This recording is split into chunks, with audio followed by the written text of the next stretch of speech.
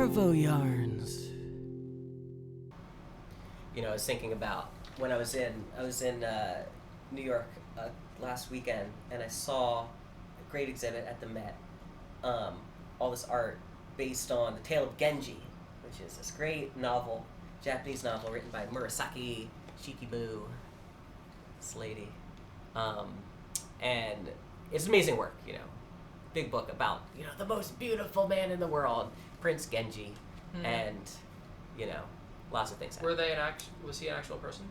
No, but Murasaki was, and Murasaki is a character. In her own story? In her own story. That's really cool. And she's like, yeah, like, you know, eventually becomes Genji's lover. Well, you know, one of the things about it that's interesting is, like, they're constantly talking about how everyone smells. It's very smell-conscious. Very book. smell-conscious society. Like, perfumes, like, Kaoru, like, one of the characters, you know, just describes having, like, the most distinctive scent. Like, everyone's into his, like, scent. Like, this kid smells great, you know, he's going far. Well, you know how like, extreme it actually was that when the first, the Dutch were the first people to ever get to Japan that were, like, Westerners, and they didn't wash in that time in Europe because they believed that if you washed, it would, like, give you evil spirits to actually wash, which is very interesting. But, so you would wash, like, a couple of times a year. But it was actually, like, considered good the longer you could go without washing. And so these guys are sailors, and they don't wash because of their society, and they show up on the shores of I think it was Kyoto, and as the Japanese people come to meet the Westerners for the first time and have the first engagement, the waft of smells starts to flow and hit the Japanese people, and it's so disorienting to all of them that they're like, oh no, like, we won't even talk to you. And they literally forced all of the Dutch people to take baths on the beach right there before they would do anything with the Japanese people. And it's funny because they didn't even speak a common tongue, so they were literally just watch this person be like, oh my god, and just be like bringing over water, like, come on, like, and you're just like, oh, okay, I guess I need to do this. It's funny that they were able to still achieve that without words. Yeah, I mean, well, you wonder, like, in general, these, like, colonial encounters, like, how much smell played a role. Another thing I was thinking about, by the way, was that, like, one of the things they had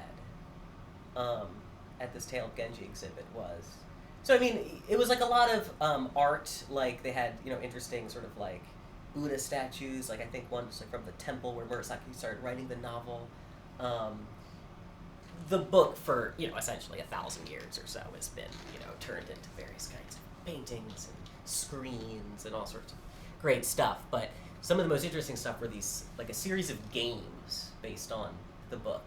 So they had, like, a card game, which apparently my friend Tim informs me, like, kids in Japan still play this game, basically. It's like cards, and, like, it's got, like, half of a poem written on it, and you have to kind of, like, guess the other half of the poem, kind of slap the card down. I don't know the full details. There was, like, a shell game where you had, like, match shells. But the most interesting one was a game based on smell, which is, like, pretty rare for, like, essentially kind of like a board game kind of thing. I was trying to think of, like, anything, if we have anything equivalent to it. Scratch and sniff game? No. Yeah, it was, like, based on, like, basically, like, identifying by scent, like, different kinds of, like, incense, which is, like, woven into the plot of the novel in various ways. I'm not sure exactly how that connected to it, but, you know, so, you know, like, for example, you get, like, multiple tries to, you pass around, like, 3 kinds of incense, you know, a couple times, you smell it, and then a 4th kind of incense, you each, like, get, like, 1 chance to smell it, you know, and then, I guess, like, blindfold you or something, and you have to identify the smell.